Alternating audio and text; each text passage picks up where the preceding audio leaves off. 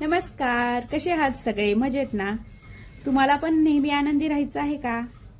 हो, नेहमी आनंदी राहण्यासाठी आपल्याला काय करावं लागेल तर आपण जे काम करतोय त्याच्यावरती खूप प्रेम केलं पाहिजे आणि आपल्याला काय फळ भेटेल ह्याच्यापेक्षा आपण जी प्रोसेस आहे ना ती एन्जॉय करायला शिकलं पाहिजे. कारण का माहितीये का, आपण जेव्हा प्रवासाला निघतो तेव्हा आपल्याला ना प्रवासामध्ये एक वेगळा आनंद असतो.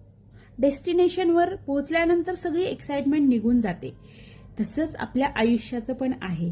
हा आयुष्याचा प्रवास करताना डेस्टिनेशनला पोहोचल्यानंतर काय आहे कोणालाच माहिती नाहीये.